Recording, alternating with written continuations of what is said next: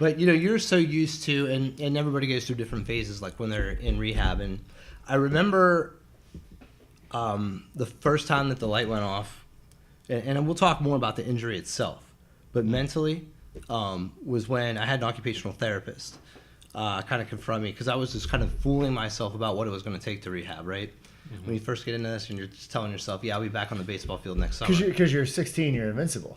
Especially me at that time. I mean, I was the cockiest little asshole you ever met.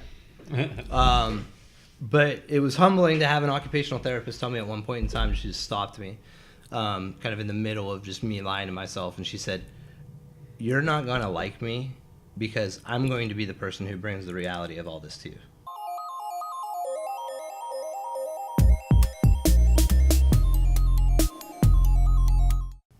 Good morning, everyone. This is Jared Bass and Mark McCain. You're listening to Triumph Every Day. We discuss the journeys that shape the lives of our guests and how it brought them to where they are today. And with us today, Yes. From Smithfield, Ohio. SMD I representing. feel like we should have a little drum roll. Small town, 900 So, people? with Jamison Torok, is it like the video game? I get asked that a lot. They spelled it wrong. Wait, the game or you? The game. No, they also spelled Jamison wrong with the whiskey, too. Yeah. Yeah. So Jamison with an I, Torok with an O. Drink your whiskey, hunt your dinosaurs. Well, go ahead. I'm sorry. I was say, well, Mark and Jamison go pretty far back, yeah? About as far back as we can go. Yeah, so I guess, how do we get here? Yeah, man. I'll let you fill them in. You're a better storyteller than I am. But essentially, I moved here to go to the University of Cincinnati. Wanted a change of scenery. Needed a change in my life. So I actually moved to Cincinnati not knowing a single person beside Jamison. And we primarily knew each other through his brother. We did sports and whatnot in high school together, primarily baseball. And Don't give him a shout out, though. We don't do shout out. Not to him. I'm not going to shout him out. Anybody else but to him. Yeah. If you know him, you know why. But yeah, so Jamison kind of honestly, really helped in a lot of ways as far as just developing me as a person. He had a... You're to blame. Yeah. All right. Yeah. That's who I got to talk to. Now, any of the negative stuff, you can probably blame my brother, who definitely Man, wants this is the brother bashing episode right? already. Already. But anyway, no. So Jamison and myself, obviously, we kind of struck up a kinship once I moved to Cincinnati, and he kind of took me in and kind of showed me the way, because again, I didn't know anyone here. So my initial months and years in Cincinnati was at the University of Cincinnati through the week, and then on the weekend I would shoot out to Liberty Township and hang out with Jamison on the weekends. He'd let me do my laundry and stuff like that, and we watch football, cook out, just kind of hang out and be dudes. And he was doing his 9 to 5, and I was going through school. Yeah, two homeboys, huh? Yeah. So, I mean, my journey wasn't all that dissimilar in the sense we came here around the same time. So we're from a small town called Smithfield, Ohio, like I said, around population, about 900, right? And it's kind of funny, small world. There was a few other folks that were out here. Cincinnati's a good place to relocate to. I was in the middle of my relocation, just a little bit of background. I grew up kind of your regular river rat farm boy, Rust Belt area, that type of thing. And playing baseball, baling hay, chasing girls in my teenage years, that type of thing. Now, one time when I was when it was about the summer of '99, I was 16. It's a song? It's a song, right? Mm-hmm. Yeah, Bryan Adams wrote that, right? It was. Summer of '99, I was in a car accident, though, and I broke my neck. I'm a C5 quadriplegic. And during that period of time, that was kind of what was the impetus for us to come on out here, for me to come on out here, because, after rehab and everything like that, and I'm sure we'll touch a little bit on that because it's kind of the everyday story, right? But, finished high school, went to give out undergrad 4-year right across the river in Wheeling, West Virginia. And when you get a degree in computer science and you're rolling around in a chair and you're surrounded by steel mills, coal mines, power plants, and mountains, your best bet's to probably relocate somewhere a little flatter, Yeah. with a little more tech involved. So that's actually what brought me to Anthem, where I work today. And that was an opportunity that I had down in the Mason area, Ohio. But in the course of all that, like Mark said, he had come out here, and I had been able to continue my rehabilitation while I was getting my master's degree, while I was working. So very busy lifestyle in that case. But in regards to all of that, it kind of all came together because, Mark started pursuing this, athletic training passion that he had. You guys have obviously built a very successful gym out here, and I'm kind of flattered that he gives me a little bit of credit for his self-growth. It's a front. This place is really a front. Yeah, they're running drugs out of the back. Yeah. But, Careful now. Careful. have to edit that Ibuprofen. out. We just sell like. We're under investigation. Yeah. Oh, all right. Well, anyway, yeah, we'll release that after the audit's over.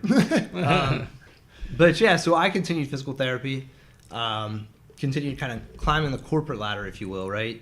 And once I got my master's and I started just kind of getting out of the grind all the time, right? Because I was in my late 20s trying to follow that idea that you're going to continue working all the whole time and everything like that.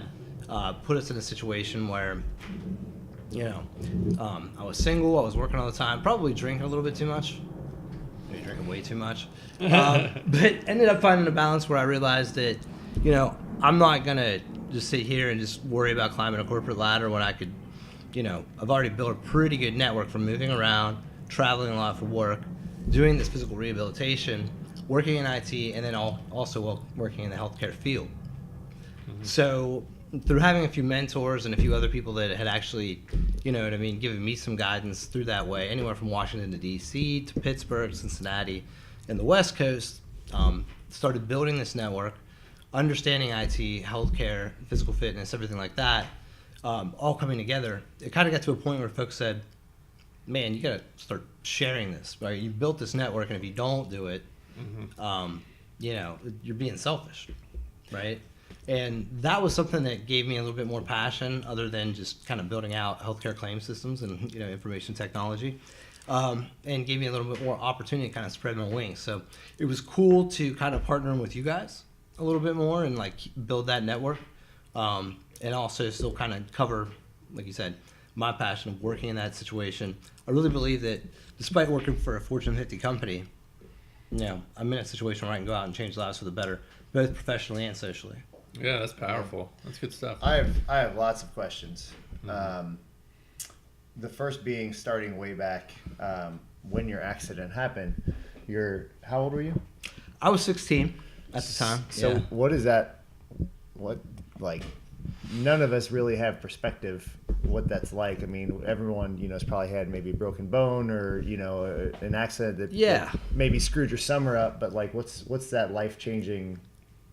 Well, yeah, I'll share a couple of parts of that story with you. First of all, it's, I'm coming into this. I'm, kind of a pretty good baseball player. Like I said, you're a farm boy chasing girls all summer long, trying to, land the hottie, everything like that. And when something like this happens, life stops, bang, right? And you have to learn a lot about it. Prior to, me getting hurt, the closest thing I knew about a spinal cord injury was what happened to Jean-Claude Van Damme's brother in Kickboxer. Mm-hmm. And I thought everybody who had one just got, paralyzed from the waist down, right? So obviously I have a lot more to learn, right? There's levels, not like Avicii levels, but spinal cord levels. That's one component of it, right? But you're so used to, and everybody goes through different phases, when they're in rehab. And I remember the first time that the light went off, and we'll talk more about the injury itself, but mentally was when I had an occupational therapist kind of confront me, because I was just kind of fooling myself about what it was going to take to rehab, right? Mm-hmm. When you first get into this and you're just telling yourself, yeah, I'll be back on the baseball field next summer. Because you're 16, you're invincible. And especially me at that time. I was the cockiest little asshole you ever met. But it was humbling to have an occupational therapist tell me at one point in time, she just stopped me, kind of in the middle of just me lying to myself. And she said, you're not going to like me because I'm going to be the person who brings the reality of all this to you. Ooh, ouch. And I've never respected anyone more in any single moment as I have right then. Because that's kind of... you and I talk a lot about self-ownership. Sure. right? And that was, everybody's going to go through drama, right? Mm-hmm. And you've probably had a million people come on this podcast and say the same thing. It's how you pick yourself back up and react to it. That's strong. You know what I mean? That makes you what you are. Mm-hmm. You could say, there's a bunch of different analogies. Anyone from like a DMX rap to, you know what I mean? Somebody who wrote some poetic thing out in the woods. But at the end of the day, it's a matter of accepting your reality and taking ownership, right? And it's kind of like, you look at life coaches, anyone from Dr. Phil to David Goggins, right? Think of it like that. Mm-hmm. And at the end of the day, they keep saying the same thing. It's about self-ownership. Yes, you have a problem. Now, you can be a victim and take it, or you can do something about it. Yeah, I think Urban Meyer has the E plus R equals O event. You can't necessarily control the event, which obviously the event that happened, but it's all about your response, which can obviously dictate the outcome. Yeah. So I think that's 100%. What's happening there. Saw one today that was pretty pertinent and said, at any point in time, you can make the decision to say that this is not how the story ends. And that's for so many people, they just accept it like, well, this is just it. Yeah.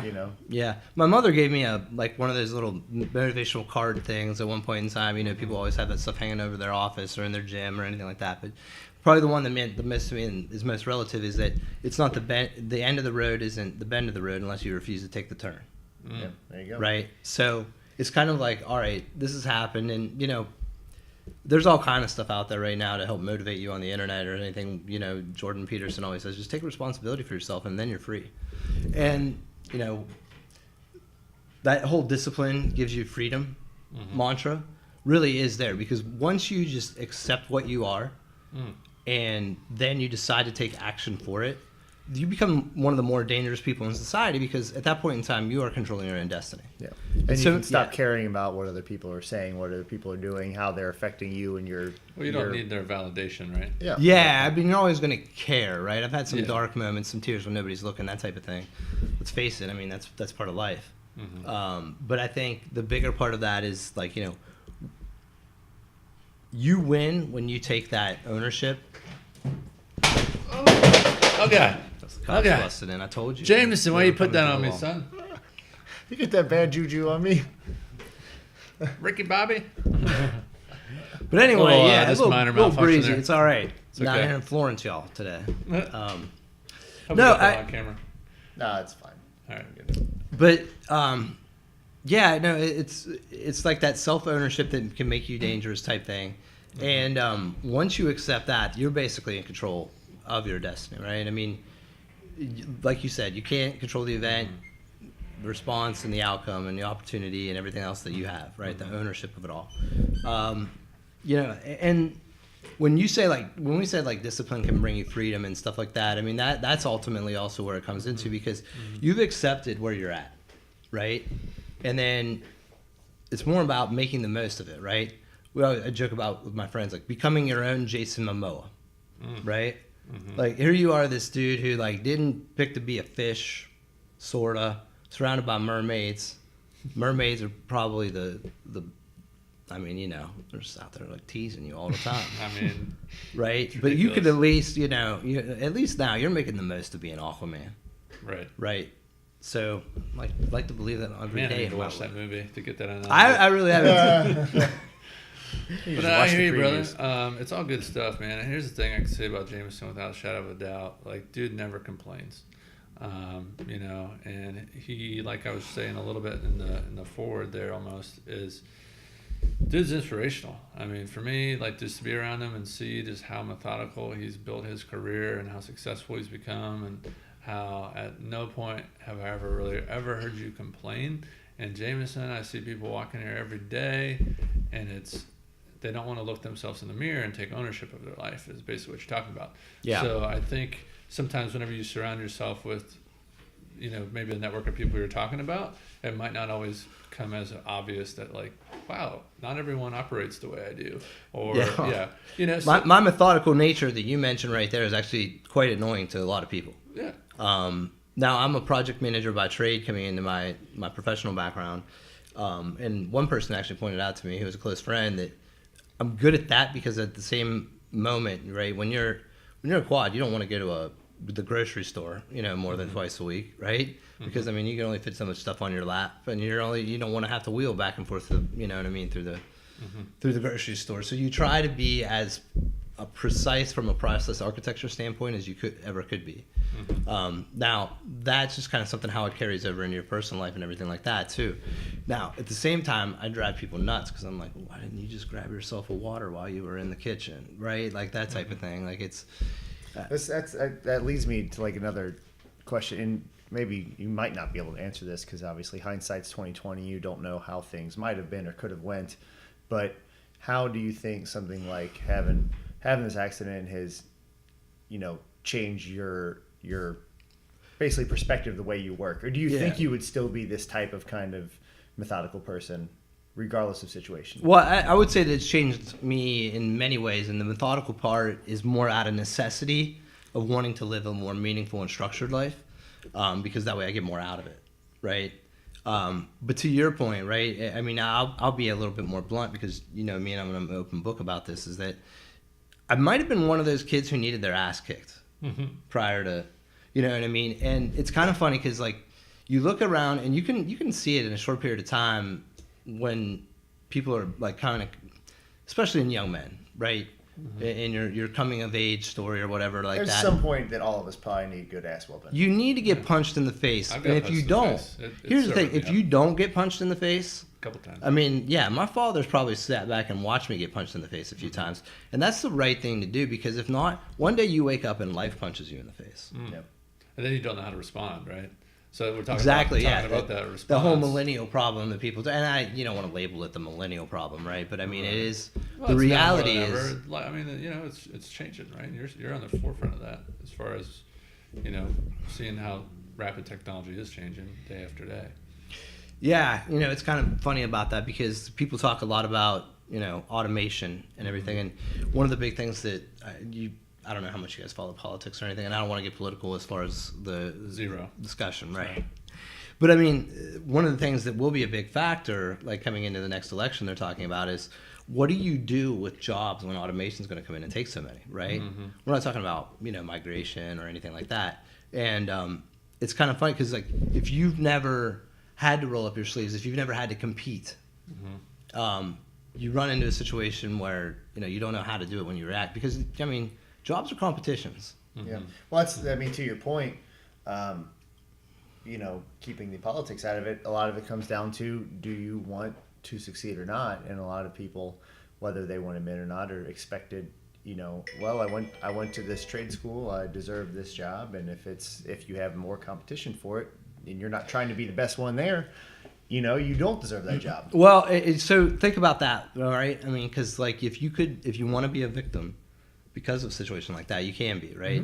But life's not fair. And I mean, I think that's the part when you start talking about self-ownership. Right. I mean, get over it, right? Because you can complain about your situation, but when life's like half as fair, you have to work twice as hard. Right. Right. And I think it's the awareness piece of, like, the faster you can figure that out, like, life's not fair.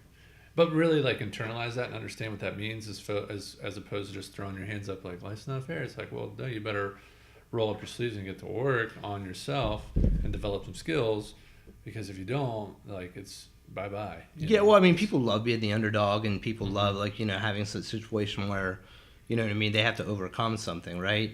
The right folks do, or at least successful people typically do. One thing you guys push for a lot here is that concept of, like, get comfortable being uncomfortable. Sure. I've heard both of you say that more than once. And I think that's also something, because when life gives you chaos and you're able to react to it, right, chaos becomes a ladder. That's a Game of Thrones line. Oh, boom. It's coming up. But I'll tell you what, man. I love that, because I think Jared can probably speak to this, and Chris over here too. And, I've learned more about myself through fitness than I've learned through a book. You know what I mean? And it's just really like, okay, what are you really made of whenever you're up against the clock, or you have to complete this task and you don't have anything left? And it's and again, some people might look at that and kind of scoff, like, oh, what are you talking about? Or they'll curl up in a corner. Yeah, right. I mean, you're gonna fold like a lawn chair, or you actually gotta push through. And again, I'm no freaking professional person at working out or anything, But at the same time, again, it's really can rewire how you operate on other situations. Like Jared asked the question on this podcast a lot, like how does CrossFit correlate to life? Yeah. And it's like, I think the most practical example I can give you is like, if I get a flat tire on my car now, it's just like, okay, well, I got about 20 minutes now to change this tire or whatever that's going to take. All right. It's not like, oh, my day's ruined. And you know, I'm just going to sit here and sulk and throw my hands up and say, why me? It's like, no. All right. Now you've just been given a new task. You need to complete this. Yeah. And, you know, pop the trunk and let's get to work. Be able to handle it. I mean, you also, there's a balance there, right? I have this joke about people saying, well, you're lucky you're in this situation. Well, I'm lucky that I survived, right? Mm-hmm. Like I have a friend who was driving that car when I got hurt, and he walked away from it, right? But then he also passed away in the military a few years later. I mean, shout out to Nate Finney. Mm-hmm. We're doing shout outs now. That's one of the things when people ask, like, what does motivate you towards, like, wanting to overcome these type of things? It's the opportunity that's there, right? It's the gratitude for having the struggle. Yep. Mm-hmm. Right? And you talk about it with what, the folks that you ask, and we're friends with a lot of the same people, and you look at, like, people who post stuff on Instagram from this gym, and they say, like, I'm going to continue to push myself physically and mentally. And those two go hand in hand. Yeah. Right? And as soon as you are grateful for your struggle, when you accept the struggle and you start to love it, you start to realize that life is going to be hard, but when you love that struggle, it's real. Now, you don't pull over on the side of the highway with a flat tire and say, man, I'm lucky the other three didn't go flat. Yeah. Right? Yeah, but it's still a shitty situation. Not in that moment, yeah. But you at least know how to handle it, right? Yeah. Right. And you're allowed to have those moments of frustration. It's when you're winding down at the end of the day, when you wake up in the morning and you have those thoughts of, those moments of gratitude, like, thank God I'm here, or 100%. It can always be worse. There's a million different levels and metaphors for this, but we talk about with our trainers and how we want this place to be a sanctuary and how this should be the best hour of your day, and we need to make sure that we're treating all of our clients like their grandma died today, because you don't know what they're going through, and if they did get a flat tire on the way here, they should be able to come in and have a good hour and not have to think about that terrible situation they may have encountered. Right. Well, and it when you have that type of gratitude, right, it becomes a discipline. Right. We talked about that, and I think people get a lot of, especially because gratitude is such a big word now that people try to use, and it becomes overused to the people where people are like, man, I'm so grateful that there's a Chuck E. Cheese down the road where I can go, get some pizza and play video games. Like, that's not the gratitude you have. I mean, the gratitude you have is the opportunity to make yourself better, right? And whether that's to come here and work out, right? I go to physical therapy once a week. I work out at home, and between lifting and cardio, and then everything else that I have is a chance to, like, kind of advance myself. That's gratitude, to be able to have that opportunity, right? And then when you're faced with that situation of, do you go into, the Chipotle versus the McDonald's, right? It's a little bit easier to make that decision because you have gratitude for what you've been able to accomplish with yourself. You're not going to throw it away. What's been the evolution of your nutrition? I know that's one of the big things. Maybe you can dive into that a little bit, as far as just evolution of nutrition in your life. Maybe even since your accident, and even recently, as what you're eating like these days. Well, I always tell people, first of all, when they ask me that question, is like, eat more mushrooms. Magical. They'll help you spiritually as well. No, for me, actually, that's a part of the discipline that we've talked a little bit about in the past, and I'm actually going to speak at a spinal cord injury rehab support group later on tonight, and you eat as a necessity, not necessarily as for fun, until every once in a while, you get yourself a cheat or a spoilage or something like that. But without getting too detailed, and we can if you want. I mean, I would say that between me learning to understand to like healthy foods, giving me freedom in other ways, right? I run into a lot of people that I mentor from a spinal cord injury standpoint, and they say, man, I'm just scared to go out and live my life, because what happens if, like, my stomach turns on me and I have an embarrassing situation or something like that. Well, if you discipline yourself with your diet, you give yourself freedom to be able to go out and have that good time, right? And there have been other things. I mean, I do a lot of the popular stuff too. That I do the intermittent fasting. I'm big on eating fermented foods. But you have to have a discipline and a routine from a nutrition standpoint when you have a spinal cord injury. If you don't, you put yourself in a tough situation. And that goes beyond just the idea of physical fitness. The results are different, but that's across the board. I mean, obviously you're talking very specific things, but you have to have, discipline with your nutrition in order to be able to enjoy yourself in other situations. Yeah, exactly. Yeah. I mean, if you wanna go to the beach and feel good about the way you look, right, just as a walking person, you know what I mean? Y'all ambulatory folks, right? I mean, that's something you take into account. If you have a spinal cord injury and you want to be able to enjoy that other night out, what you don't want to do is just like destroy your body with that type of bad food, and it exacerbates itself from a neurological standpoint, because more and more research shows how much your gut health affects your brain health, right? Literally today just came out with a study that basically bad nutrition killed more people in 2017 and 2018 than smoking did. Yeah, I mean, heart disease is number one. Yeah, I had a cancer. It's an epidemic, right? Yeah. And on top of that, I mean, you also think about from a spinal cord injury standpoint, it can really drive you into the ground too, because you deal with spasticity, right? If you have good gut health, your spasticity is going to be better, right? You're just your mobility is. What is spasticity? I'm sorry. Yeah. Sorry. No. So I jumped into that. When you have a neurological condition, where say you can't control your legs. I'll just keep it very basic. Your legs are still going to kick on you, right? Mm-hmm. Now, one of the things that pharmaceutical companies will do for people with neurological injuries I mean, they'll be in hallways just like personal injury lawyers, trying to peddle you like a baclofen pump. Baclofen's a type of medicine that they use to treat spasticity.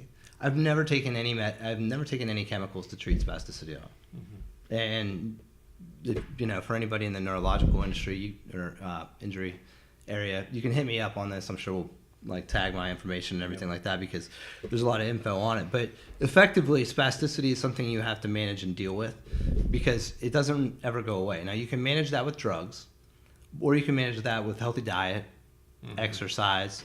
There are some herbal remedies you can use as well to help out with that. But ultimately, it's something that's there and it helps you. Now, the thing is there's good spasticity as well. I'm going to be 20 years post-injury this summer, and because of me having good spasticity and my legs kicking and everything like that, my legs really haven't atrophied that much. So I can go around, again, discipline equals freedom, right? Wear shorts in the summertime and not have little bony chicken legs. Now, that's not me bragging. I'm just saying that's an opportunity, because if you're taking something to stop the good stuff in your body because you don't want to worry about the bad stuff, and a lot of that has to do with your hip flexors getting tight. Again, mental health, right? I mean, there's more and more studies tied to that your ilium psoas being tight is a direct reflection of anxiety and stress. Yeah, psoas as well, yeah. Yeah, you got great calves, I'll just let you know. Yeah, I didn't shave them, so I won't show them on the... Yeah, I hit the tanner this week. Yeah, man, that's good stuff. Go ahead, Jared. I was going to say, so just going on with some of the, again, just not knowing a lot about your particular, we've known each other for some years now, but we've never really sat down and talked about your particular situation. What are some other big things you've had to overcome? So you mentioned early on, it's hey, maybe I was drinking too much at one point. I wasn't taking care of my diet. What leads you to that point? Maybe to the bottom point, or if you want to call it a rock bottom, call it whatever you want, to a point where, hey, maybe I need to make some adjustments in my life. I think it was, I've had a few moments in life that actually kind of helped out with that. Probably the most recent, though, that to your point, was I remember hitting a point sometime in my late 20s. And there are specific moments that I can call out where I had been working 80 hours a week and just driving myself into the ground, was not taking care of my body, was probably drinking too much. And I got to the point where I couldn't transfer out of my chair the way that I should have, just to be able to get in bed at night, right, independently.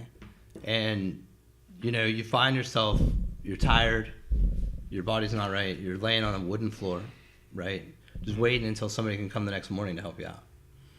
And when you have that night, you know what I mean, or at least I had my dog to come over and lick me on the face, right? You know, and it was probably, yeah, shout out to the husky. But no, that's probably one of the most recent ones where I had like a solid couple of weeks where there were a few nights where I just didn't get into the bed, right? I was trying to get out of my chair. Transfer went horrible because my arms were weak. I had gained weight. I was tired. I probably, like you said, I might have been drunk at the time, and sitting there thinking like, I'm better than this. I've worked way too hard to be laying on this floor right now. You know what I mean? You about to do a double F with the floor there? Yeah. But I mean, you know, and we talked about, you know, the coming of age type situations where as a young man you accept who you are and you like just make the most of yourself. Right? After you have an injury and you get through your denial and everything like that, you just accept what happened to you and you make the most of it. Right? I had driven myself into something that I thought I'd be proud of, which was somebody who had made 6 figures before they were 30, had almost paid off their house, you know what I mean, had a reputable career. But how are you enjoying that when you're sleeping on a cold wood floor? Right? I mean, you put that much effort into it, and you're just laying there on that fucking floor thinking, like, how am I going to get myself back up? Yeah. Right? Yeah, it's weird. I think, you know, happiness is a weird kind of a estranged almost thing for people as they chase it. It's like, I thought this was happiness.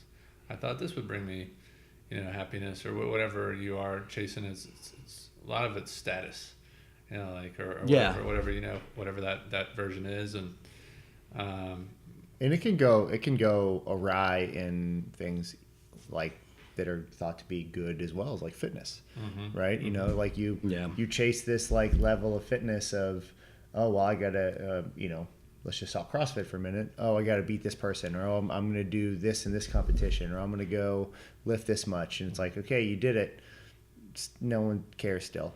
You know, like, and does that change you, and does that actually make you happy in the same way? Like for like most people, the easy one is money, right? Everyone knows absolutely, And then you have it, then you're like, what am I gonna do? Well, you know, it doesn't do you any good if you don't have any time to enjoy it, right? Or you're too sick to enjoy it.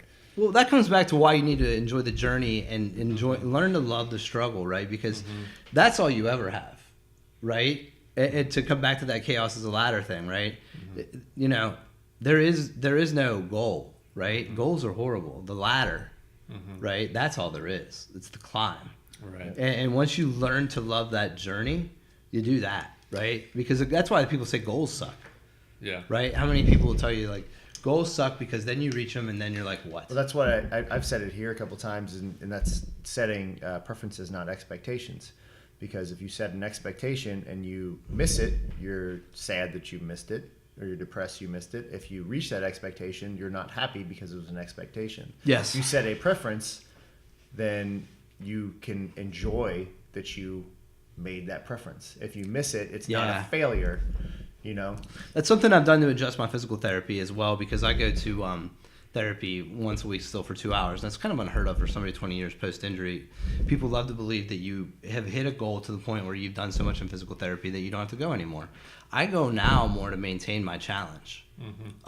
So shout out to Premier Physical Therapy, Blue Ash, Ohio. You're still working out. That is you. That's my progression, right? And you know, physical therapists out there, I'll tell you, by law, you're required to go through goals with your clients, right? And you know, without trashing the insurance industry too much, because I work for them, they want you to have goals so you can meet them and leave, right? And then what, right? Well, my whole thing is that 20 years post-injury, I'm still progressing, right? Absolutely. And I think one of those things happen, you know, you want to do that because once you've stopped it, you know, you kind of hit a part of life. I mean, how many people retire and they're just like, oh, that was my life. Oh, yeah, it's like a death sentence for some people. Yeah, you know, exactly. You're just sedentary and we're designed to work. We're designed to have to be moving, to do things. And anyone who's been motivated enough to work hard through a retirement, when they get that, it's like, now what? Yeah. Well, and you know, you do that. So that was kind of, you asked about like turning points and stuff like that. You know, I worked hard in therapy to be able to live independently. Got there. I worked hard in my career, like went and got that master's degree, the certifications that I got to be able to get those certain jobs. Got it. And you know, you're just like sitting there one day on the back porch wondering like, all right, I got the degree. I live independently. I mean, I'm sure like the promotions and the money and the fame and the girls will just be coming through my door any minute now. That bus is going to pull up any second. Any second, right? There's a town. There's a town. Man, this is going to be two lucky guys. But no, man, you know, so that's part of the, you know, it's kind of an interesting segue to a movie, but like that's what the movies will tell you, right? That's what everyone's best day on Instagram will tell you. Like everyone's happy. I think we should start. We should start doing it. What's your biggest struggle day? Right. That's the one you should be proud of. Yeah, they should do a social platform on that. Like let's start. Let's talk like, about. Wow, no one posted today. That's weird. Yeah. Yeah. No one had the humility to post like, oh, I'm not perfect. This is me without makeup on. This is me without Photoshop. Or if they do, it's still just about likes. You know, it's not actually trying to tell. You know, unfortunately, it's still just all fueled by that desire to like check my phone and see those little hearts pop up. And again, I think the studies and statistics in the future will obviously show of this like generation now coming up with Instagram and selfies and all this inward kind of attention, you know, grabbing type stuff. So I don't know. I mean, I hope that it trends in a positive direction. I think it will. Right? I mean, otherwise it breaks. Right. Right? And that's empirical evidence just over like sociology studies that'll tell you that, you know what I mean, once you polarize too much of like hate versus love and, you know what I mean, right versus left or anything like that, ultimately what you need to become is, you know, become a resource, become a lexicon. That's why I'm so excited. I mean, and we're going to plug the Jamison Project here at the end, I'm sure, but when you look at like the opportunity to be able to expose the network that you've built, right, of people who've seen you at your best and at your worst. Right. Yeah. And the in-between's at both the beauty of it all, right? Yeah, you know, because people always love to say, you know, if you can point at your struggle and look at what you've overcome, that's far more valuable than where you're at, right? So I think that's where, at least that's where I'd prefer, you know what I mean, when they make me the lord of the internet, where social media would go, right? Yeah. Absolutely. That's completely off topic. You guys remember the Man Show? And they asked Jimmy Kimmel his first job would be if he was king of the world. He said to behead the man that airbrushed the nipples out of Victoria's Secret magazines. That's his number one. That's completely off topic. I'm sure we'll cut that out, or maybe I'll make it. I think you should keep it. I'll make it the lead in. I want to know more about your physical therapy, what that looks like. Obviously, you're not doing what we're doing. Yeah. But there's got to be crossovers and there's some sort of parallels that are drawn there. Yeah, so let's talk about what doesn't work or where we got to first, because you have to make some mistakes to figure out kind of what worked. We've never made one. Yeah. In the last hour. At one point, yeah. Well, at one point I like worked with you guys a little bit, and you know, Mark, you've been great as far as like kind of helping me establish kind of what works and what doesn't. When I go to physical therapy now, I stop worrying about goals completely.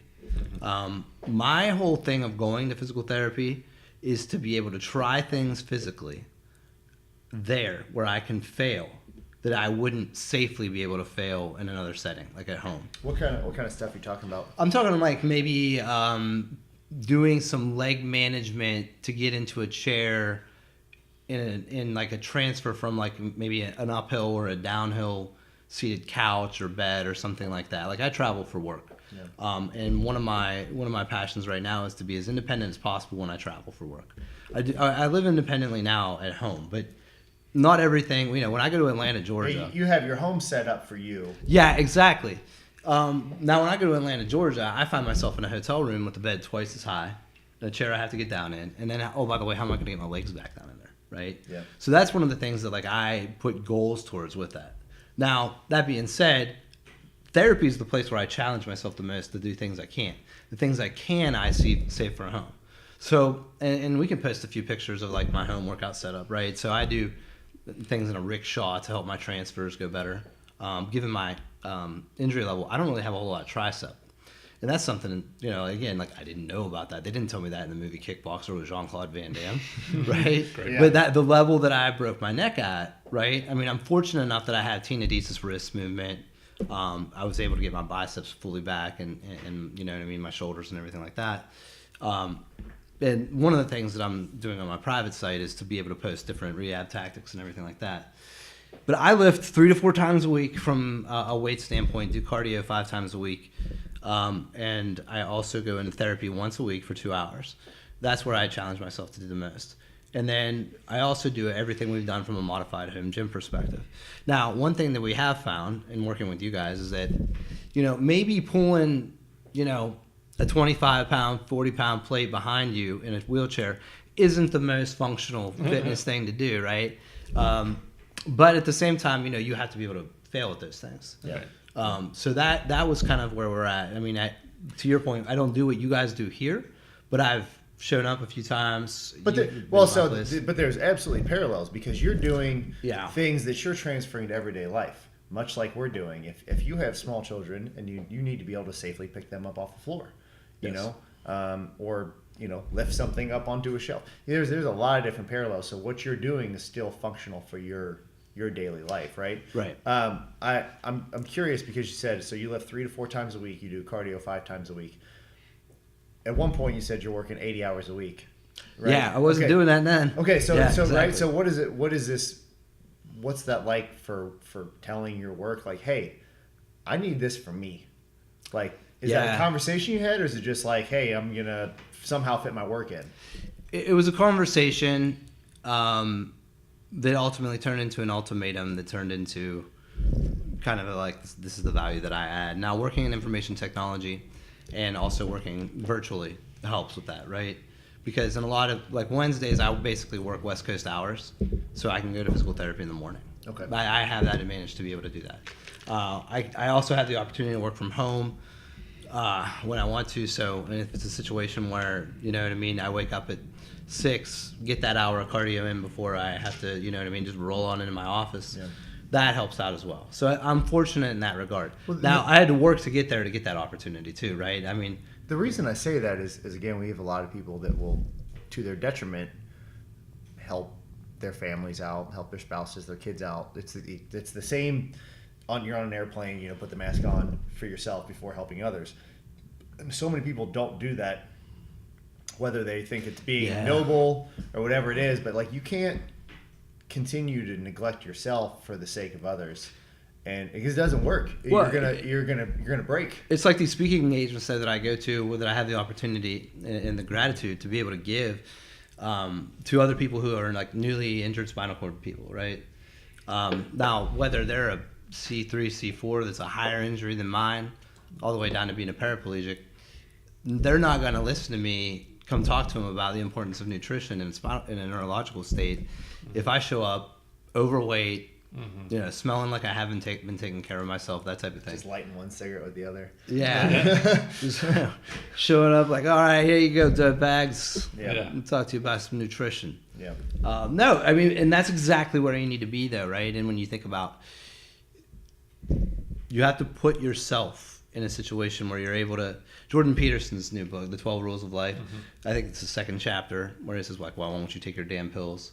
But you said, treat yourself as if you are responsible for yourself, right? And you have to do that. You got to put yourself first in order to be able to help others. Otherwise, you're not going to be any help to others, right? And one of the things that's what's even more funny about living with a disability, and I don't even think of it like that much, but if people constantly have to take care of you, like, how can you help others, right? That's why you have to take care of yourself first. Yeah, absolutely. Yeah, that's always crazy to us whenever we see obviously parents come in here that have 3, 4, or 5 kids and that they're taking care of, but they're neglecting themselves. And it's like, you're clearly capable of taking care of people. You just have to look inward and start with yourself. Yeah. And know that it's gonna suck and it's gonna be hard. And that's okay. And same token, like, it's fine to be scared, you know, like it's fine to have fears of of failure, but when you let those fears of failure completely rule your decision to even attempt to do something. Yeah. But I mean, I'm sure you're willing to fail. You can comment too, James, I'm sure, on just like once you can get that momentum going, because like you said, hey, I might not have had as good of gratitude or just perspective whenever I was working 80 hours a week, you know, and maybe my priority was chasing this thing that I thought was going to bring me happiness. The shiny object, man. But now, having done that, and now where you're at today, I mean, frankly, you look great. You seem happy. You seem happy. You seem healthy, and you know we've been in each other's lives, like I said, since day one. Granted, we're a little further apart from being in northern Kentucky where I'm at, and you're a little north of Cincinnati. So anyway, but maybe just, you know, from that like perspective of, hey, you know, yeah, it sucked initially or whatever, you know, don't I don't want to put words in your mouth, but how you had to kind of overcome, and once you got that ball kind of rolling, like how much easier it became, or not even that it became easy, but just more the light at the end of the tunnel got brighter. Yeah, well, again, I mean, it's that opportunity to be able to like have that type of. I'm happy because I get to challenge myself, right? Yeah. And I wasn't before. It's kind of like that annoying asshole. You get on the elevator and you say like, "Hey, how you doing, buddy?" He's like, "Living the dream, man." Mm-hmm. Like that's everybody's like favorite response, you know, is like living the dream. And ironically saying it, because no one's ever like, I'm truly saying that. If you're living your dream, you're not here, man. Why are you on this elevator? Yeah. No, I think. Talking about asbestos, there's some there. But when you talk about like living the dream, or you know what I mean, like what did you say about it? Like the idea that. So basically, just trying to frame up like your perspective on being at a point where fitness wasn't a priority to now it's clearly one of your top priorities. Well, I just feel better about myself and the way that I can represent myself. Right. Confidence. Yeah, confidence. And that comes with nutritional fitness as well as physical fitness, like we talked about before, right? Well, the foundation of any fitness, not to cut you off, is it's got to start with the nutrition. I mean, that's so many people start with the physical part. And you know, people come into our gym and they're very intimidated because it is very open space, and they're like, "Where's the machines at? Where do I just sit down and, you know, push this thing up and down 10 times and then take a 5-minute break?" Doesn't work that way, homie. You know, it doesn't. So you gotta grind through some workouts, and you gotta start somewhere. And you know, that's the whole reason I'm posing this question to you, because we see so many people start, and then they're just like, they throw their arms up, or whatever, and it's just, you know, like, oh, I got a flat tire and I don't know how to change it. I went to college in Wheeling, West Virginia, and if you guys have never been there, it's wild and wonderful. It is a wild and wonderful place, West Virginia, but no, it's very hilly terrain. I was the first person in any type of wheelchair or any type of modified, you know, mobility issue to go there. And I'm in a manual wheelchair in Appalachia. Appalachia? I call it Appalachia. Where is that, like Louisville? It's like Louisville, Louisville? No, I grew up. One of my best friends was named Duct Tape. They call him DT for short. Man. So I went to college in Wheeling, West Virginia. I remember like. I had this class. What was it? I think it was macroeconomics or something like this. Great class. Sorry, that was your background. But in order to get into this one building, I had to park my van. At the time, I was driving this full-size van with a lift on it. That was an amazing van, by the way. Sorry. We called it the man van. It had neons. Had curtains. Ride neons and subs and curtains. That's great. I almost died in that van numerous times, but I lived in that van many times. That's when you know you really lived, when you almost died. Sorry, I'm cutting off my topic.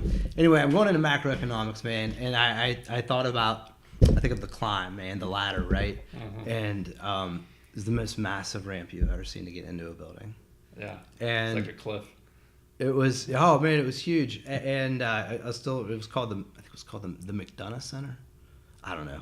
It's one of those places that had a name out for somebody, and you get to go right next to this building, and I'm just like, nobody even comes in or out of this door, so you better be able to make this ramp because you're in the back of the building, the only place where you can actually physically get in, and you got a solid 20 foot. And if you guys want to know what, like, 20 foot is a big deal because you go about an inch per foot when you raise up on a ramp. So you're talking about something, it's probably, I can't remember. Maybe it's not 20 foot, but it was easily a third. Football field long. It was a third to a half of a football field long of a ramp. Oh my gosh. And, but that was what gets you excited, man, because I'm like, I got to get to class. Like, this is going to be something that happens.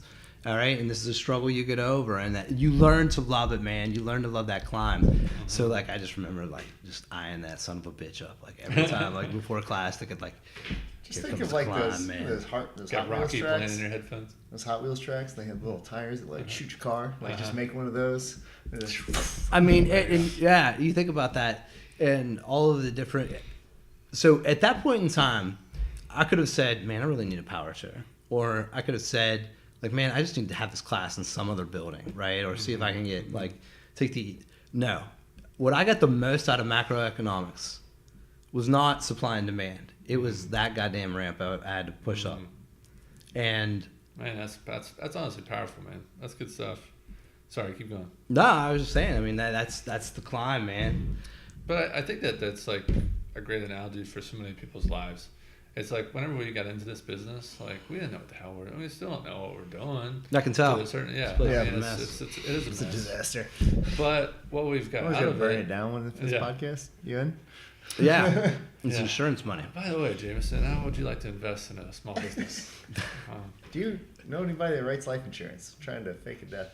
But yeah, so when we got into this business, I think we originally just kind of started it as a hobby, and it was just like, oh yeah, this would be fun, and we'll get to work out, and then it's like, oh wait, we gotta like figure out how to run a business and make it profitable and have systems, and we have to have an accountant, and we have to do things by the book, and we have to put people on W-2, and we have to shake hands and kiss babies. I remember and, that treat people with respect and all these things that were foreign to Jarrett.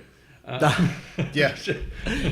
You mean like running this thing wasn't just about working out all the time? Yeah, I took a statistics class and passed with a D with a 25% curve. Yes. Just want to give you an idea of where I'm at when it comes to money and math. And well, math's the thing I like. I will say it's the people part. Mark, I'm sure you remember this. There's a point we're sitting down with, was it SCORE? Mm-hmm. And that Small Business that Association. That dude with the giant eyebrows. Mm-hmm. Love that guy. Remember that guy? Remember how positive he was about everything? Oh yeah. This guy was just retired accountant, but also told it like it was. Probably needed to hear it, but at the same time he's sitting there. He's like, this place won't last. It's not profitable. Wow. And it's like, God. That was 4 years ago. Yeah. But at the same time, like there was truth to that. Like we weren't. Right. It just wasn't. It didn't make financial sense to keep going. But the fact that like we were okay with basically eating shit. We're still eating it. We're still eating it. Where it's not like we're rolling around in money. We're definitely still eating crow. But it's one of those things where it's like we needed to hear it, but it was also very much like a gut check of like, wow, like no, we need to actually learn how to run a business. Well, I think it also gut checked us into like, do we actually want to do this?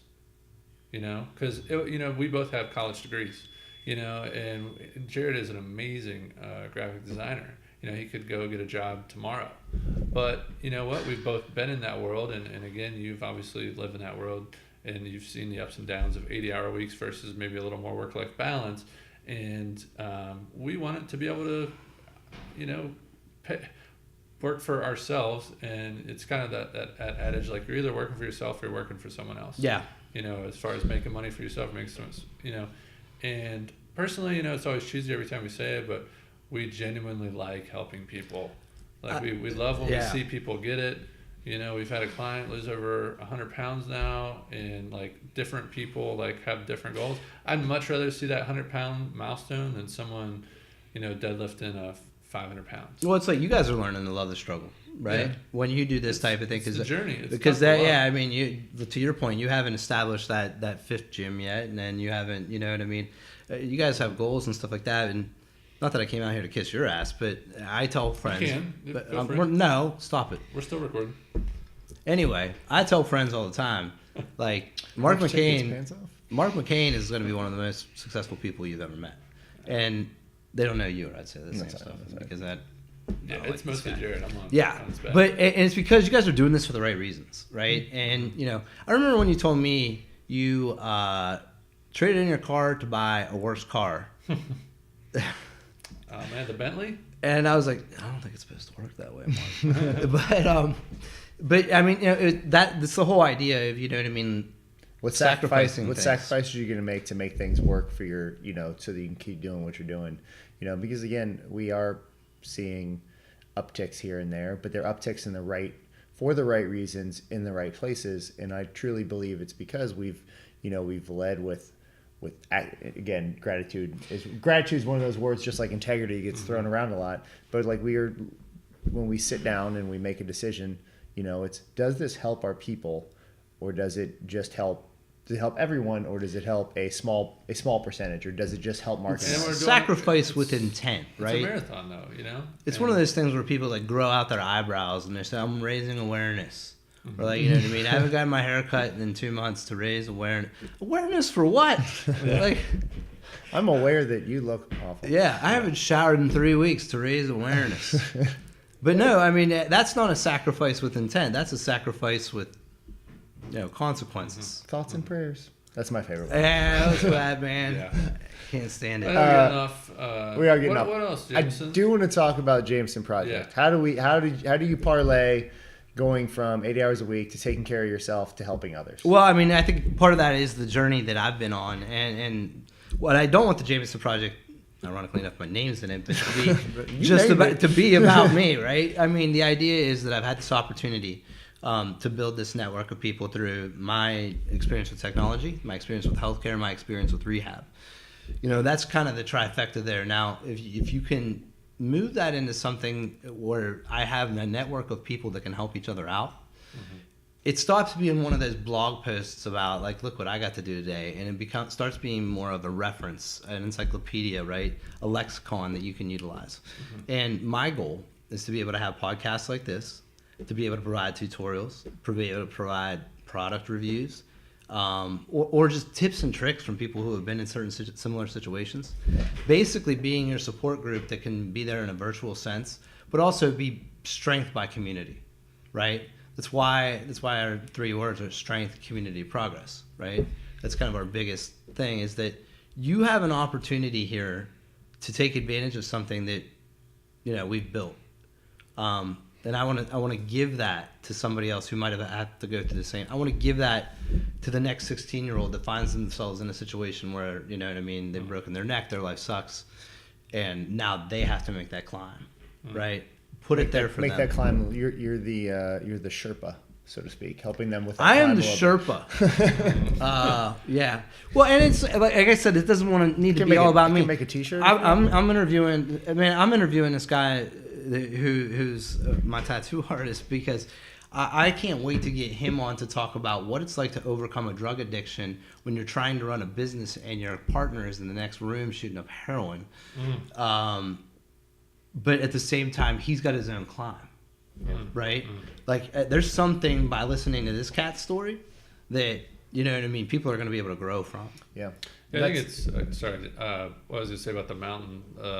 Once you've referenced the climb a couple times, it's like once you get to that peak of that mountain, it's time to find a new mountain, right? Yeah. Because we've referenced that before, and that's, I think anyone that's not on their journey, they're probably at their bottom, or they haven't, discovered what they need to be maybe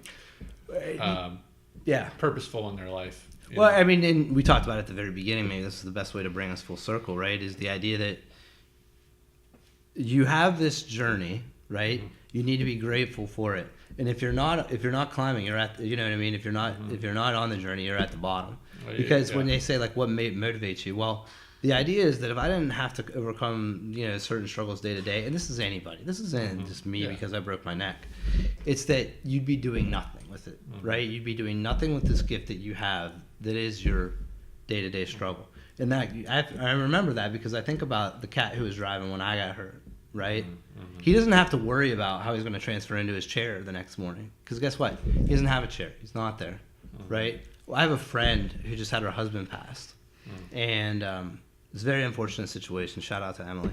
But, you know, here's a guy who's a really good dude. Has probably some of his own struggles in life. You know what I mean? He had traveled all the way from Croatia to be with the woman that he loved. And, you know, I got to be grateful for the struggle. Emily's going to be grateful for her struggle. And I know she will because she's strong about it. Very strong. Because guess what? That dude doesn't have that struggle the next morning, but she does. Yeah. And she's going to have to overcome that. And anybody who's in rehab has their own struggle. And it doesn't have to be physical rehab. It could be drug rehab. It could be depression. It could be anything like that. You know what I mean? Have you ever seen the Jocko video of the good? And he talks about just like, I'm, you know, I have elevated heart rate right now and I can barely breathe. Like, good. Yeah, that's his like response to everything is good. And that dude, I love it. I love hearing stories about when he's like, yeah, in Afghanistan, and like, by the way, the enemy's flanked us and we're out of ammunition. He's like, good. Yeah. Well, it's being that kind of yes person, you know, when in small situations, you know, say yes to everything. just, you know, it's like within reason, obviously, Yeah. but it's one of those things where just when you are taking the opportunities and saying yes to more things than no, you're going to be opening her up. And the reason people say no is because they don't want to open themselves up to failure. Yeah. And so you know, open yourself up to failure more, and I guarantee you're going to come out on top. Yeah, The Alchemist is one of my favorite books because, you know, it's all about a mentality of what you're going to take to fulfill your own destiny. And you know, the guy gets robbed, and he just says, "Good." Well, he doesn't really say it like that, but he could have easily turned his ass around and been like, "Man, I got robbed. I want to go back to Spain." Anything like that, you know what I mean? But he didn't. He said, "Good. I'm going to use this as fuel to fulfill my destiny. I'm not going to let it bring me down." Right? Making the best out of a bad situation. So where, as we wrap things up, where's everybody find you? Yeah, you can Google me, Jamison Torok, or the Jamison Project. Our biggest platform right now on social is Facebook, just because of the way that we network and share between, you know, videos, tips, tutorials, and then we do have a YouTube channel. You just type in the Jamison Project on YouTube, and you'll find that as well. We're going to do podcasts with people who have been through similar situations and struggles. We're going to do podcasts with pretty much anybody who's got a good story. And then we also have tutorials as far as folks who need to get through certain things.